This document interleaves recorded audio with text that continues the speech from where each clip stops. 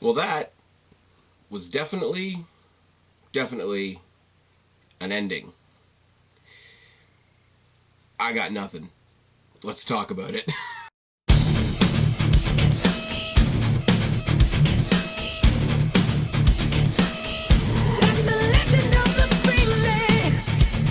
What's going on, everybody? It's your buddy, it's your pal Spaz, Phoenix, the YWC Reality Check, here with your NXT review for October 21st, 2020. And yes, COVID still sucks, and yes, the world still sucks. And while we're building to Halloween Havoc, it looks, at least in my part of the world, like actual Halloween isn't a thing. Now, I'm not going to be one of those people in COVID times to say, oh, you know, everything's fine until my thing or the thing that I like gets canceled. But it does suck when your thing is the thing that gets canceled. I love Halloween. If you guys haven't gotten the memo, if you haven't been able to predict that kind of thing, I really like Halloween. I really like that we're doing Halloween Havoc, and I really like the fact that they are leaning into the cheesiness of Halloween Havoc. And with it being a week away, I'm looking forward to it. Talking to our good buddy Jake DeMarco while tonight's show was going on, and I said, you know what, for something that's not a takeover, for something that is just a slightly elevated weekly show, sort of slot it somewhere between In Your House and Great American Bash, those are the expectations I have for next week. Now, that being said, there is not going to be a review next week for next week's episode. I'm sort of treating it like a pay-per-view, so I am going to get a bit of a preview up for you guys like I would for a regular takeover, etc. But I'm giving myself next Wednesday off. I'm just going to enjoy Halloween Havoc and all the silliness for what it is, because I'm sure there's going to be a lot of silliness. Now, whether that is myself doing it solo or whether I can rustle up Jake to do a little bit of a preview with me, that is yet to be seen. But there will be a preview going out next week in lieu of a review of whatever is going to go on. Now, if they do treat it like the Great American Bash and spread it out over 2 nights, I will carry that idea through to the following week as well. If we go back to a regular episode of NXT the following week, then things will carry on as normal. Speaking of things on this channel, Kristen and I finally got to get back together and do another Flicks Fix. We did finally get to start the Joker trilogy, which started with the Batman from 1989, the original Michael Keaton, Jack Nicholson Batman from 1989. It is a long pod. I think it's almost 2 hours long. I'll warn you of that right now. It was a lot of fun. A lot of people joining us in the chat this time around. It was really, really cool. I really like the chance to chat with you guys, and obviously I like more people watching my show. So please go check that out if you wish. We will be doing Dark Knight, and we will be doing Joaquin Phoenix's Joker to round out that trilogy, and it should be good. For myself, who grew up on the 1989 Batman, grew up on Jack Nicholson and Michael Keaton being the Batman and Joker of when I was young, it was really cool to do that with Kristen, who had literally watched it the same night that we recorded it. So there's going to be more stuff coming on in the future. Theaters are obviously still down. We won't be doing anything new. I was hoping that we were going to do New Mutants because I got a chance to see it, but I don't think she did.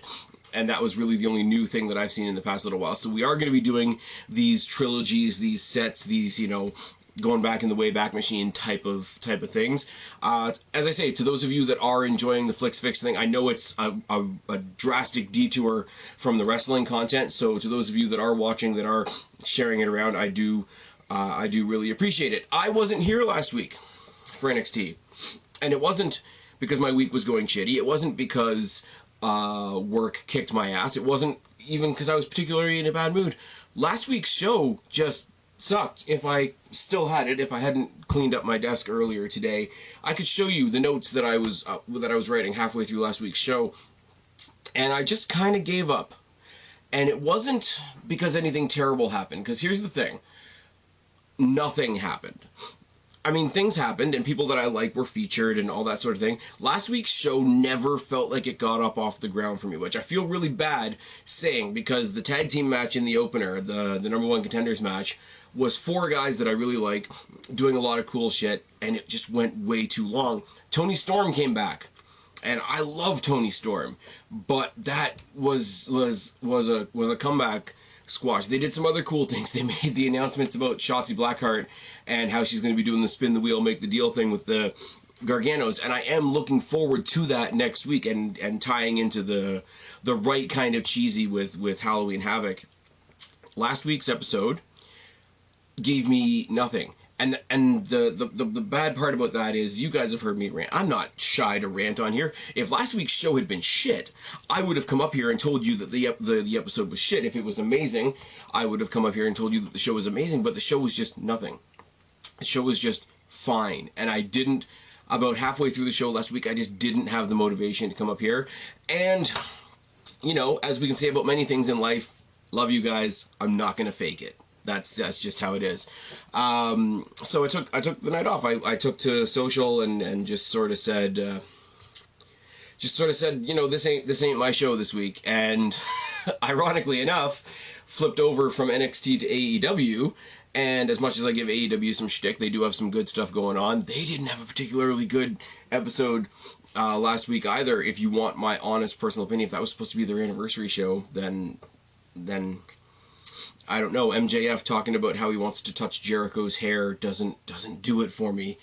From what I've heard, to be fair, from what I've heard while I was watching NXT tonight, apparently AEW is really good this week. So that's kind of cool. You know, the hard-hitting, oh my god, look at us, we're fireworks, we're everything that AEW does is going to sort of balance out this week's show, which was a lot more formulaic, structural, a lot of moving parts type episode.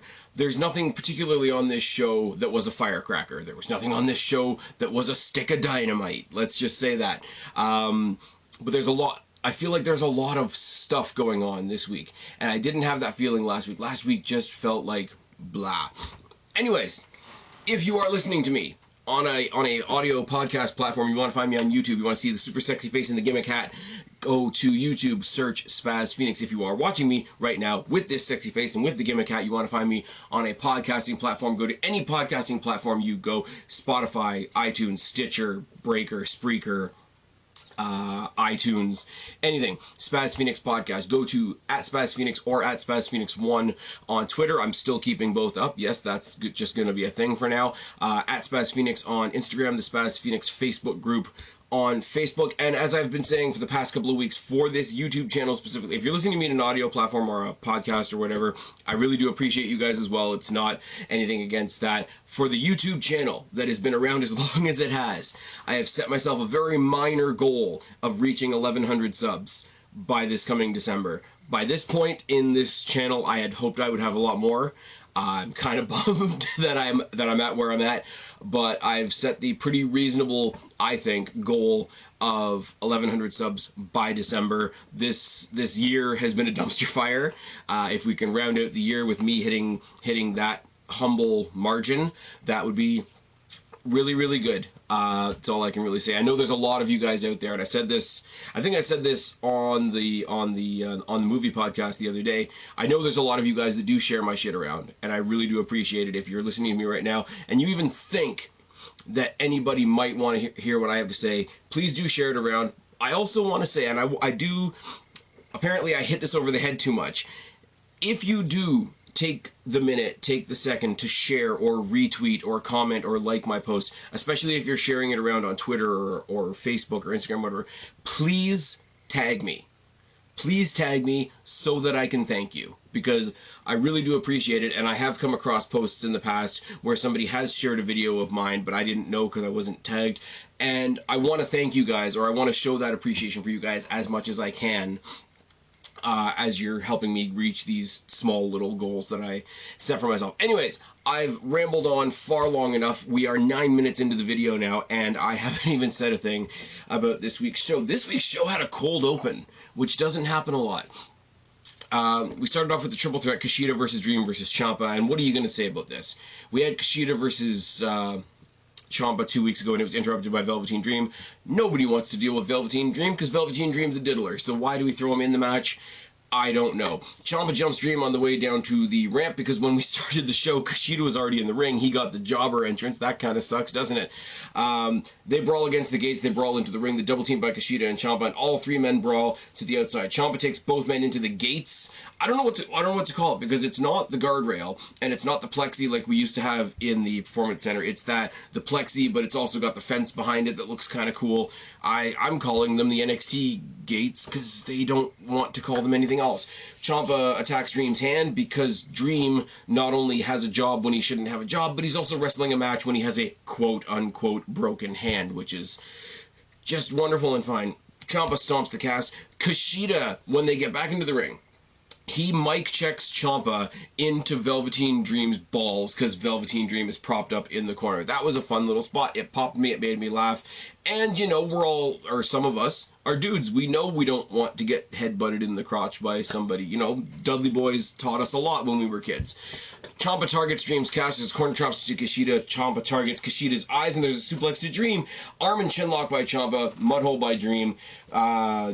Ciampa traps, I can read my writing, I swear to Christ, this is going to be a long night because there's a lot of multi-person matches tonight.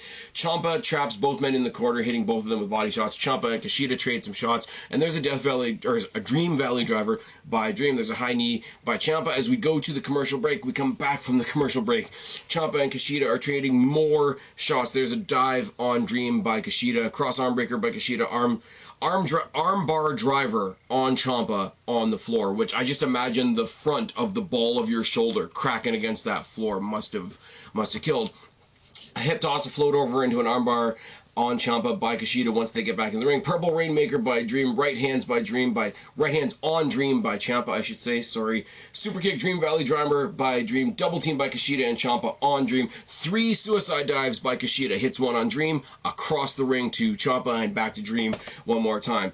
Ciampa hits the Willow's bell, but there's a cast shot by Dream on Ciampa. The stalling German by Kushida, which is a gorgeous maneuver, but after these three guys have been going at each other for what felt like forever, he won with a bridging suplex pin. Now, the story of that is he was knocked out by Velveteen Dream's cast, so he would have flopped over into a pin regardless.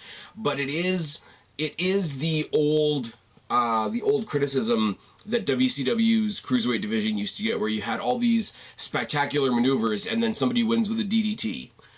It was kind of like that. I'm happy for Kushida. This is the win that Kushida should have had 2 weeks ago. Nothing is going to be taken away from Tommaso Ciampa by giving a win to Kushida. We didn't need to have the Dream interference 2 weeks ago. We didn't need to have Tommaso Ciampa sitting in an angry dark room watching the interference of Velveteen Dream, and we didn't need Velveteen Dream's involvement in this match tonight. So this match was 1/3 pointless, but it did get Kushida a win over Tommaso Ciampa, and technically he gets to say he beat 2 guys. Nobody cares about Velveteen Dream, but from Kushida's point of view, he gets to say that he beat 2 other guys, and one of them was Tommaso Ciampa. The other one was an extra body in the ring who looked like a retard with his fluorescent purple fucking cast. And we don't need to talk about the Velveteen Dream thing. I've said, this is what I was going to say last week. This is what I was going to start off with last week. The issues surrounding the Velveteen Dream and myself, and what I've said on this channel and what I've said on this podcast about the Velveteen Dream situation versus some other people in the similar sort of situations, like your Austin Theories, your Matt Riddles, your Darby Allens, your whoever else and whoever else and whoever else. I don't have a big, long Me Too list in front of me. There are reasons, and I don't give a shit anymore what you think of my reasoning. I've done 2 separate videos, myself and Jake DeMarco, talking about the Velveteen Dream situation. You can go back on this channel, you can go back on this podcast, look for breaking down the Velveteen Dream situation and breaking down the Velveteen Dream situation again. There's 2 podcasts, 2 little clips. I think one's about 10 minutes long, one's about 4 minutes long. You can get all the details about why I think the way I do about Velveteen Dream and why I think his situation sits out apart from some of the other situations out there. And if you're one of the assholes out there on Twitter who wants to be edgy and come at me with what's popular and say that I'm singling out Velveteen Dream because I'm a racist, you can go fuck yourself. How about that? Oh yes, now that we've cleared that all up, let's get on with the fucking show. Backstage, there's an Undisputed Era promo. Well, there's 3/4 of an Undisputed Era promo, because we've got Fish, we've got Cole, we got Fish, we got O'Reilly, we got Strong, and we've got Adam Cole on a tablet, which just cracked me up. He's still recovering from his beatdown from Ridge Holland. Ironically enough, Ridge Holland's in much worse situation than him. Holy fuck, that dude fucked himself up bad. The ankle and the knee, it's no good what happened to Ridge Holland. I don't care about him in the ring. I don't care if I ever see him on my TV again, but that was some fucked up shit. Anyways, they're basically hyping up tonight's tag team title match. It's going to be Strong, it's going to be Fish, they're going to take on Breezango, they're going to get the tag team championships back. Oh, baby, let's wait until we talk about that later on. We do a preliminary rundown of the card for next week for Halloween Havoc, which is Candice versus Io in a spin the wheel match for the women's title. We got Johnny versus Priest in a spin the wheel match for the North American Championship. We've got Rhea Ripley versus Raquel Gonzalez, which should have a stip on it, but it doesn't. And randomly, they just sort of stuck in there Dexter Lumis versus Cameron Grimes in a Haunted House of Terror match. Because they couldn't just call it a House of Horrors match. They gotta just whatever. Now, and again, this is coming from my NXT conversations with me and my NXT co-host, who's not here, but I'm looking at my phone like he is here. That's fine. Jake, you're with us in spirit, buddy. Look. There he is, except he's really not. For those of you listening in audio, I'm really sorry. I'm just waving my phone around like an idiot. I can't stand Grimes, and you can't pay me to give a shit about Dexter Lumis. For reasons that I cannot properly comprehend, I'm really intrigued by this match. If it's just the stupidness of Dexter Lumis's like wannabe serial killer gimmick, if it's the possibility that Cameron Grimes might just get his head clotheslined off, if it's the fact that, you know, it's going to be a House of Horrors match and it's going to be incredibly campy and ridiculous and Halloween themed, I don't know. I'm going to give this one a pass, which I would normally shit on. If this was an actual pay-per-view, I'd be here right now saying, why the hell are they putting this on a pay-per-view? Because it's not, it's getting the most generous pass from me at the moment. Jessie Camilla versus Ember Moon. I'm still getting used to Ember Moon's new music, but it's fine. Jessie Camilla, I haven't seen very much of. She's been used as sort of like the other body in the ring for a lot of people. But I do think when they decide to turn up the burner on her, I think there's going to be something to see there. And that sounds like a backhanded compliment, but I hope you guys understand that it's really not. I mean, NXT's women's division is the best women's division in mainstream wrestling. Moving on. Collar double tie and rolling arm drags by Ember Moon and a hip toss by Jessie. A lower uppercut by Jessie. A cravat and a step-up drop kick by Ember. Inverted curb stomp just right into the mat. Just so fucking dirty. Standing moonsault by Ember Moon. Crossface by Ember, and she stomps on the midsection. An inverted single leg Boston Crab by Ember Moon was really nice. Corner splash by Jessie and a spinning heel kick. A second rope codebreaker and a modified Indian Deathlock for the win. And I say modified Indian Deathlock because she crossed the legs. She hooked the legs, she grabbed the back of her head by what looked like pigtails and bent this poor girl in half. Didn't get a chance to enjoy her win for very long because she was blindside attacked by Dakota Kai, tripped, and sort of got a modified version of her haluva kick while her head was sticking out sort of the apron area. And you've got Dakota Kai off mic just screaming at her, "You won't use me to get yourself back in the spotlight." Now, they didn't confirm this, but I'm willing to bet the way that NXT does their weekly shows, and there's always a match or two that they announce on the day, I'm willing to bet that we're getting Dakota Kai versus Ember Moon at Halloween Havoc. I personally had pitched the fact that just because it is Halloween Havoc and it is going to be all spooky themed and whatever, and because Ember's last name is Moon and Shotzi Blackheart is hosting the thing, you could have done an exhibition between Shotzi Blackheart and Ember Moon and that would have been fine. Dakota Kai, one of the best heels the WWE as a whole's women's division has, taking on Ember Moon instead does not hurt my feelings in the slightest, especially when you look at the fact that her heavy, Raquel Gonzalez, has her own match to deal with, so it might actually be one-on-one, which is good. In the back, we see that Fish has been attacked. He's being helped around the back by Strong and O'Reilly. We're going to figure out what's going on. Roddy Raw. Austin Theory and Bronson Reed have a match, and the first couple of minutes of this match are spent being dubbed over by Mackenzie Mitchell, who's telling us only in audio form, which was kind of cool because they didn't throw to a picture-in-picture. They just showed her graphic in the bottom corner. It's currently listening on audio, and she confirms that Fish is on his way to. I think they said he's on his way to the medics or the medical facility, the local medical facility, as it were, and. But magically at the same time, O'Reilly has been cleared from his injuries from the last pay-per-view. So O'Reilly is going to team with Strong, and they're going to go for the tag team championships later on. I mean, if the New Day can do it, then the Undisputed Era can do it too. I mean, you're not going to sit there and tag in Adam Cole's iPad, are you? Anyways, in the ring, there's a pretty decent match. Bronson Reed, I have notes here, but basically he beat the shit out of him and hits him with a tsunami and gets the win. Now, I get it for all the reasons that I mentioned earlier. There's not going to be a huge push on for Austin Theory at the moment, but I swear to Christ, Austin Theory went full Dolph Ziggler. And what do I mean by full Dolph Ziggler? Remember Dolph Ziggler versus Goldberg? When he sold the spear better than anybody else and died, but grabbed a microphone and said, "You never beat me! Anybody can get lucky." He basically did the same thing. He basically said he's the future of NXT, he's the future of WWE. Get back in this ring, we're not finishing until I beat you. Which I guess means that they could have had match after match after match after match after match until he got a win, until he tired Bronson Reed out, whatever. And basically it went the same way as it went for Dolph. A couple of body shots and a couple of kicks by Theory, which are decent, but Reed just basically scoops him into a Samoan drop and gets a second easy win. We go to the back, and we have, I don't know what the hell is going on with Xia Li right now.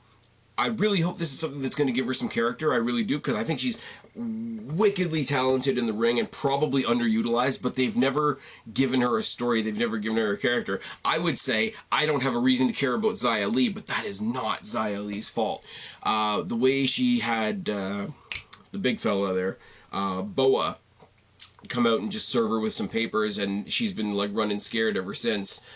It feels like if this was a movie, he'd be like there threatening to deport her and shit like that, and that would be really problematic to throw into a WWE storyline. But at the same time, even if they were going to do something that problematic, you can't write that right now because nobody's flying or sailing anywhere, so I don't really know. She really needs to win. She really needs to win. She really needs to win. This is my match. I really need to win. Casey Catanzaro steps up and says, "Hey man, if you want some competition, I'll give you some competition. You know, may the best woman win." And she's like, "Well, I have to win. You don't understand. This is the most important match of my life." I have a very strange feeling that either this is legitimately going to turn into something really offensive, or it's going to turn into something that's kind of meh that certain people out there in the Twitterverse are going to call incredibly offensive. Either way, I'm probably going to laugh. Austin Theory is running out to his car, all pissed off that he lost 2 matches in a row to Bronson Reed, and tells the interviewer that he quits NXT. Which means he's going to be number 30 in the Royal Rumble, doesn't it? He's doing the Ziggler. He went full Ziggler. You never go full Ziggler. And yes, I did the thing. It's fine. Legado del Fantasma took on Swerve, Atlas, and Adonis. Now, a couple weeks ago, I sort of suggested this. I didn't predict that they were going to throw in Jake Atlas. I thought it was going to be Swerve, Ashanti the Adonis, and Leon Ruff. But I don't think they've actually got him elevated to a point where they're going to put him in an actual story yet. I'm kind of frustrated by this in a way, guys. I'm not going to lie. I do like the fact that Legado del Fantasma is establishing themselves as a faction, but I don't want the Cruiserweight Championship, and specifically the Santos Escobar, Isaiah Swerve Scott feud, to always be buried in other people. There is a happy medium. I don't think NXT has found what that happy medium is. Part of that happy medium is to put that title on more than one pay-per-view a year, because they've done it on one so far. And no, I'm going to go over this once again. Worlds Collide is not a takeover. Moving on. Phantasma bail out early. They try to surround the ring. Swerve confronts Escobar on the aisle directly. Escobar eats the steps on the outside while Atlas and Wild start as the legal participants in the ring. Mounted punches by Atlas and a high pancake by Adonis. Shots to the back by Adonis, body shots by Atlas, Three Amigos by Atlas, which was like, he really snapped off the Three Amigos. I really got to give him credit for that. Atlas is a really cool guy to watch. There's something about him that makes me not engage with him 100%, but he does snap off all his moves in the ring. He does have that tilt-a-whirl DDT thing that that a lot of people seem to like. It is a little bit ballet for my personal wrestling tastes, but that's not to say that it's not impressive. Let me be clear on that. Right hand and an arm drag, arm scissor combination on both of the other members of Legado del Fantasma. Inside out corkscrew senton by Swerve from the top rope to the outside of the ring on all three members of Phantasma is an amazing way to send us to the commercial break. We come back, there's a neck vice by Wild, Phantasma triple team Adonis in the ring because he can't get to his partners. Mudhole by Mendoza, back elbows by Wild, chops by Escobar and Wild, and double knees by Escobar. Cross arm breaker by Mendoza, sitting on the shoulder joint. You know, it's all good to get into that, you know, cross arm breaker position where you're basically holding the other guy's hand up in the air and it looks like something really inappropriate that we're not going to talk about. But he really sat down on the, especially after the first match, seeing how Kushida does that armbar driver, and it drives the sort of the ball of the shoulder into the ground, and you've got somebody already drawing attention to that part of the body. Now you've got these guys in this match sitting on that shoulder joint. Sometimes matches just link up and make you think shit like that, or maybe I'm strange, I don't know. Drop kicks by Adonis, top rope crossbody by Atlas, snap German suplex by Atlas, a leg lariat by Escobar, flatliner by Swerve, backdrop at elbow, and a penalty kick to follow. Swerve and Mendoza trade some shots on the apron. Atlas, I cannot properly describe this, but I'm gonna try. Atlas is on the apron. Everybody else is outside. Mendoza tries to do, I guess, like the Big E spear thing through the middle of the ropes. Atlas blocks him and in one fluid motion turns it into a Spanish fly out of the ring, off the apron, onto the other four guys in the ring. That was fucking phenomenal. That is a hell of a lot better. That should be your finisher as opposed to the simple tilt-a-whirl DDT thing. Moving on. Suicide dive by Escobar. Dropkick takedown combination by Wild and Mendoza. Coming out of the flurry of all six guys being in there at once. Phantasma do get the win. I do predict, again, if they're going to announce something last minute, we will get a rematch of TakeOver 31 between Swerve and Escobar, and maybe they'll throw some other stipulation on there. If they wanted to, and I don't usually like the stipulation, but I would settle for it in this case. If you want to do a rematch of this six-man tag, sort of a captain's fall tag match. I mentioned this in a completely different context to somebody the other day. A lot of people don't know that a captain's fall thing is a thing. It's a 3-on-3 tag match, but say Escobar and Swerve are the captains. Only they can be pinned. Only they can score the win, rather. The other four guys are there to do some damage and show some teamwork and whatever, but the pinfall would have to happen between the two captains. If they wanted to do a captain's fall six-man for the Cruiserweight Championship on a goofy, gimmicky pay-per-view / weekly show like Halloween Havoc, I would settle for it. Why is my phone ringing? Why is this a thing? Why do we need to do this? I would settle for it. It wouldn't be the greatest solution in the world. The greatest solution in the world would have been to have Swerve beat him for the title back at TakeOver 31. To be perfectly honest with you, if they give it to him at Halloween Havoc because they want to have sort of a story-making moment, because I don't think the other titles are changing hands, spoiler alert, and you want to give Swerve that win next week as part of the Halloween Havoc special, no problem with that whatsoever. The Garganos at dinner in their house.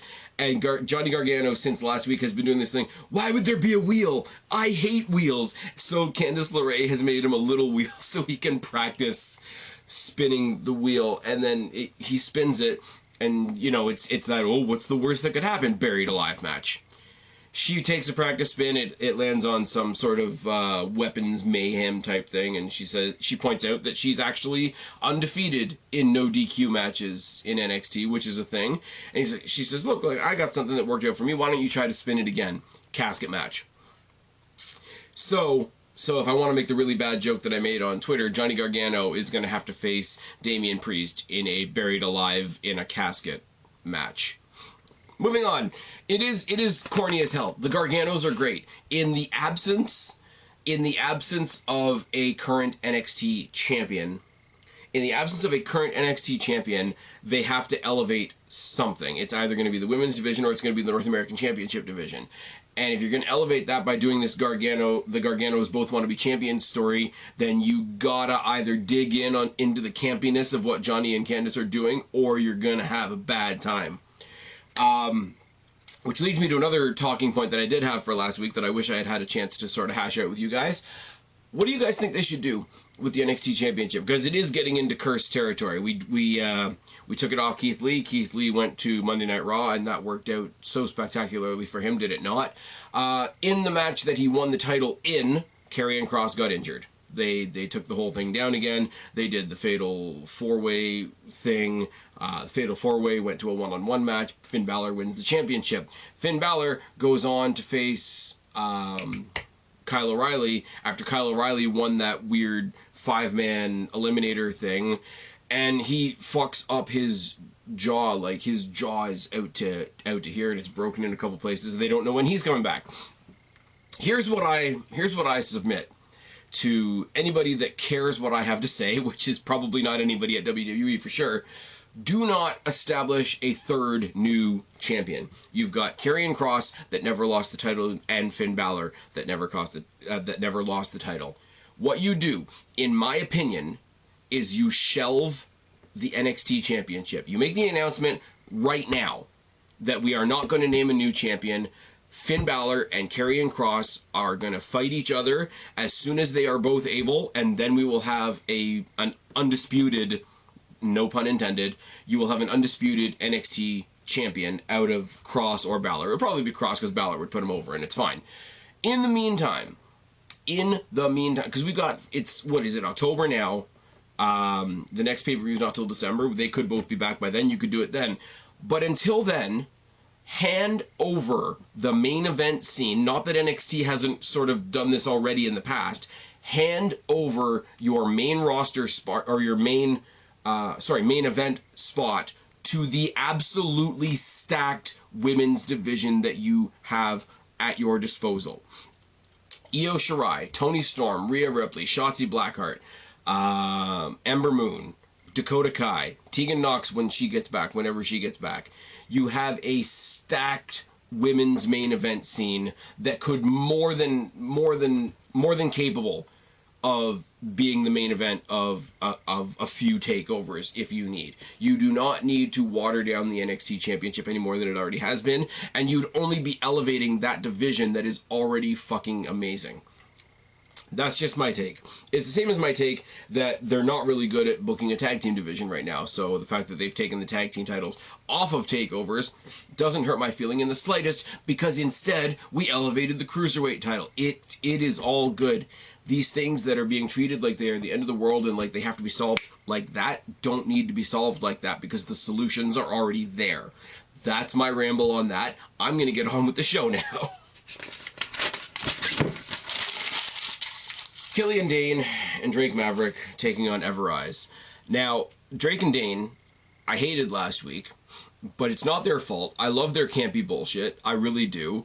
I just was so disappointed by the rest of the show that these guys bugged me last week. I was having fun with this show this week, so these guys were back to being good again. Ever-Rise, I couldn't give a shit about their extra bodies in the ring.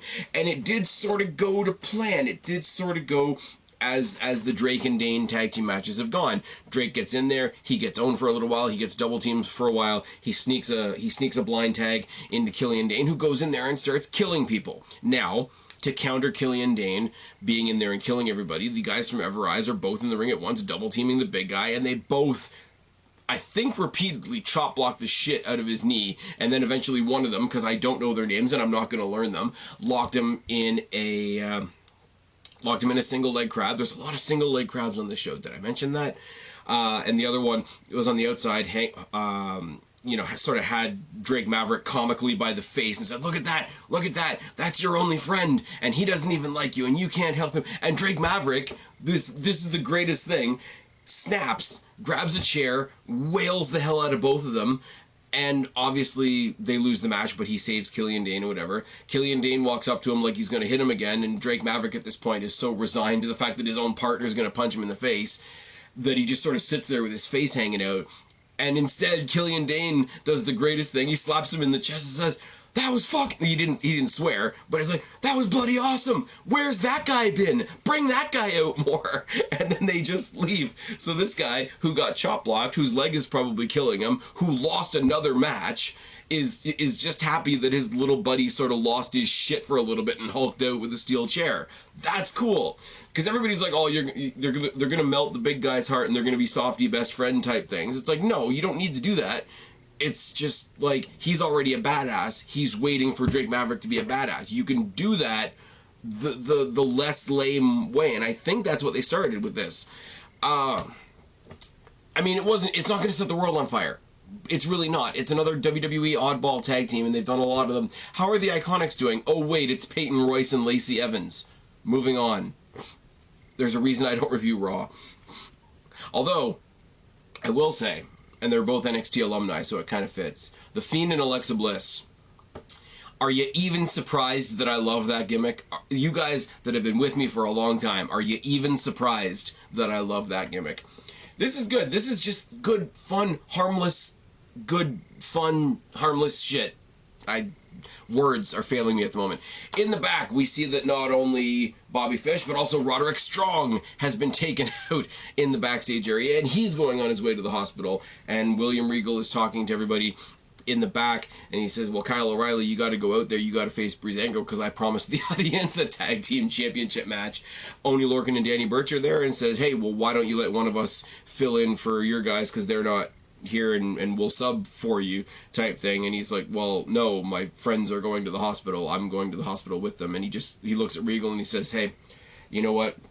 These are the guys we were in the #1 contendership match with last week. If we can't have the shot, you should give it to them."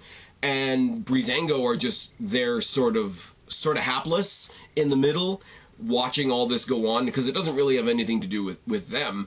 And they just sort of shake hands with LORCAN and Burch, and, you know, very, very simple, let the best team win. I said maybe on Twitter, maybe I was talking to somebody, I don't even recall at this point because my brain doesn't work. It was never going to be this, but if this turned out to be the heel turn of Breezango, I would have popped quite a bit, and you would have heard me cackling without even turning on a video, because it just would have resonated around the world. Xia Li, who needs to win this match, takes on Casey Catanzaro. There's a collar and elbow tie up and headlock by Lee, and a takedown, a basement dropkick by Casey. Lee works the arm. There's a hip toss by Lee, some chops, some high knee strikes, some body shots by Casey, and mudhole, a corner clothesline, a scissor roll up, and Casey gets a quick win. Here's the thing. First of all, I love Casey Catanzaro. Second of all, Caden Carter was outside on the outside of the ring supporting her tag team partner, and is Caden Carter not hot as fuck? I mean, I've never not thought that, but I just, like, she's out there and just looking all hot as shit. Anyways, that's besides the point. We got a post-match attack by Xia Li on Casey Catanzaro, and I always love this because you see somebody pissed off after a match that they've just lost, and they are showing way more effort in the post-match assault than they did in the match. And it just makes you think, this is nothing against the performers in this match, but it just makes you think, okay, the bell rang 30 seconds ago. Why weren't you doing this 31 seconds ago? But she sort of knocks Caden out before she can come in and help. She's beating up Casey Catanzaro. And out of nowhere comes Raquel Gonzalez, one of the largest women in the division, to beat the shit out of 3 of the smallest women in the division and talk some shit to Rhea Ripley. It wasn't a great promo, but, like, it got the point across, and Rhea Ripley wasn't there to respond, so it kind of went unanswered. I don't think she's winning next week, just putting it out there. We will talk about it more in full when I do the preview. Cameron Grimes is being interviewed about his match next week, and he's all confident about it until the interviewer, which I think was, again, Mackenzie Mitchell, pointed out that it is the Haunted House of Terrors match, and he goes through the rest of the promo looking like he's mid-shit his pants. The entire time behind him in the window is Dexter Lumis. It's a little bit of Michael Myers staging, if that's a thing, which is fine, it really is fine, but it still lends itself to, I'm intrigued, but I don't know why. Then they do one of the Thatch Can segments, except he does it in the ring in front of the crowd. I wasn't sure how this was going to go. He was showing how to lock on holds and this and that, and the next thing, oh, why don't you try to take a leg and I'll try to show you people how you take somebody down. And his I don't know what you want to call opponent, but like his example, his student, whatever, is a guy named Anthony, who he calls Andrew. The oldest trope in the world is to ask somebody their name and then immediately call them somebody else, but it's always funny. It is always funny. You guys know, for weeks and weeks and weeks now, the Thatch Can, like, pre-tape segments haven't really hit with me. But, like, this guy, he actually goes for a leg the second time and manages just to get a guillotine choke on Thatcher. And he says, okay, we need to step it up a notch. And he calls in the referee, who just happened to be at the side of the ring. Why not? He's out there doing demonstrations. He's not out there for a match, but clearly there's a referee out there. And then he just beats the shit out of this guy, and we call it a day. I don't know. If we get this thing where sooner or later a couple more of his students stand up to him and actually take him down, and that's somebody's new introduction to the brand, then cool. If you want to give this guy one swipe in so that he looks like even more of an asshole kicking the shit out of them, then I really don't know what to say. It's hit and miss, but it was sort of a hit this week. I don't know if the live component is good or not, but the fact that somebody actually was like, no, you're kind of a dick and I can actually do shit too, maybe a microscopic step in the right direction. It's about all I can give it. Breezango taking on Lorcan and Burch for the NXT Tag Team Championships in the main event.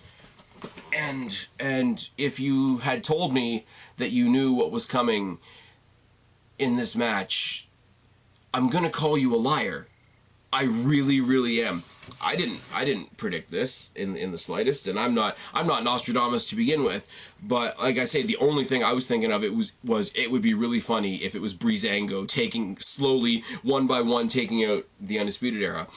And then I very briefly thought that maybe it was Kyle O'Reilly taking out Fish and Strong, and we're gonna get that divide between O'Reilly and Cole and Fish and Strong.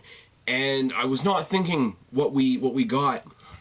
Anyways, Lorcan and Fandango start the match as a collar and a bow tie up and a takedown by Lorcan, a side headlock by Fandango, an arm drag counter, and back to the headlock once again. Chops by Fandango, single leg crab by Lorcan, uppercuts by Lorcan. Lorcan and Burch do a double team for a long sequence. I don't even know what to call it. It's just perpetually these guys kicking the crap out of their opponent.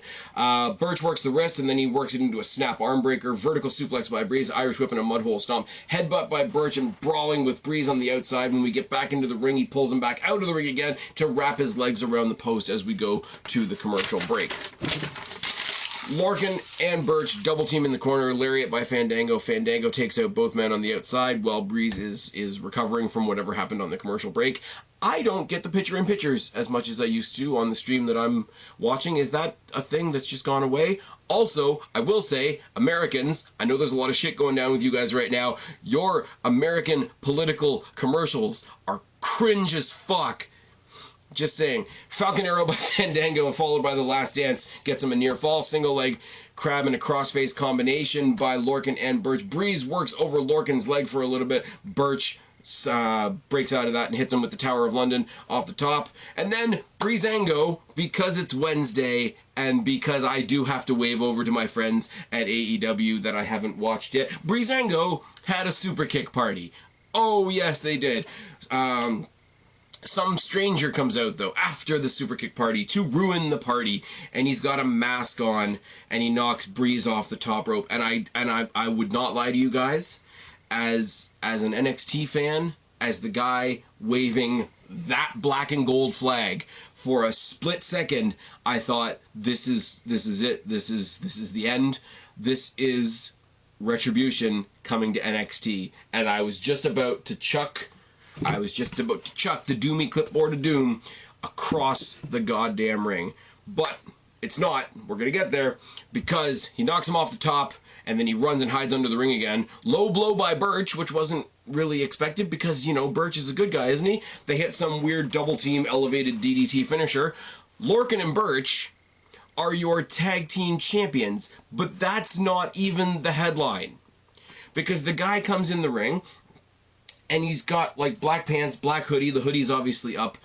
And he's got, on his face, he's got this big silver disc-looking thing, like a reject from G.I. Joe. Who's the... it's escaping me. I'm not even going to pretend. Who's the guy in the G.I. Joe movies whose face completely turned silver because they did the nanobot bullshit to him? It was basically that. And I'm thinking, okay, if you leave this... And he's hugging Lorcan and he's hugging Burch and whatever... And they finally convince him to take his mask off, because I thought they were going to make us wait until Halloween Havoc, which there's no tag team title match at Halloween Havoc, so that wouldn't have made any sense. Takes the mask off, and it's fucking Pat McAfee. And for a second, I was like, what the fuck?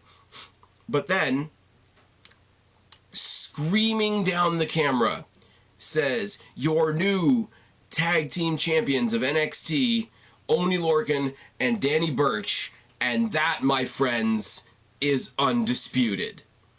And I laughed out loud, because not only did he fuck over the Undisputed Era, you gotta believe he's the one that attacked them in the back. He booted, before his match with Adam Cole, he booted Adam Cole's head off.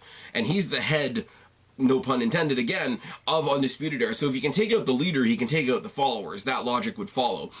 But then not only does he do that, he makes sure that those tag team belts that he just stole from Undisputed Era are on a harder, stronger team that he's now aligned himself with. Now, a couple things here. Adam Cole's still recovering from the Ridge Holland thing. But the other three... Are we going to get Fish, Strong, and O'Reilly versus Lorcan, Burch, and McAfee next week? I don't think we are, but I think we're going to get it at some point. And Jesus Christ, if he has either put himself in a managerial type role or a team of three situation with Lorcan and Burch, this is going to be hysterical, because they are going to be the thorn in Undisputed Era's side. It's going to keep Pat McAfee as a character on our TV, which is great. He proved that against Adam Cole. It gives the Undisputed Era something else to do to prolong their breakup, and it finally puts a fucking spotlight and a title on Lorcan and Burch, which I've been saying forever. Go back to any recent episode of NXT that I've done talking about Lorcan and Burch. These guys are great. These guys are intense. They hit hard. They need to give us a reason to care. Any preview that I've done, me and Jake, where we've talked about, look, these guys are really good, but they got to give them something. These guys have been so close so many times that it's really hard to get into them because they've been close so many times and not been given the ball. Everybody could benefit from this, but it doesn't change the fact that at the end of the episode of NXT on October 21st, 2020, if you weren't saying what the fuck, you're lying. That's it. That's all. Now, putting all that aside, and that's a big thing to put aside, next week we've got Raquel Gonzalez versus Rhea Ripley. We've got Grimes versus Loomis in the Haunted House of Terrors match. We've got 2 spin the wheel matches between Candice and Io and Johnny and Priest. I believe we are getting Ember Moon versus Dakota Kai. I'm sure that will be confirmed later on. I could see us potentially getting Isaiah Swerve Scott and Escobar in another rematch, something surrounding that Cruiserweight Championship. It does look like an interesting show next week. Like I say, not TakeOver caliber. I'm not going to oversell it, but it is right in that middle ground of, like, not quite an episode of NXT, not quite a TakeOver, not quite in your house, but probably elevated a little higher than the Great American Bash. I have measured expectations of next week's show. I will be up here, as I say, to preview it either by myself or with Jake. Jake and I do have some other things in the works. I just don't know when those are going to get out to you. Please go check out the Batman review because it was a lot of fun. Please help me reach my meager goal of 1,100 subs by the end of 2020. That's all I can ask you guys for. You guys are fucking awesome. I hope you're doing well. I hope these crazy fucking times aren't getting to y'all too much. I've been Spaz, your YWC Reality Check. Subscribe up there, talk down there, start a conversation. Keep all these conversations going. Don't be a stranger. I will talk to each and every last one of you later. But for right now, tagging out, guys. Bye. So shut if you're a freak like me.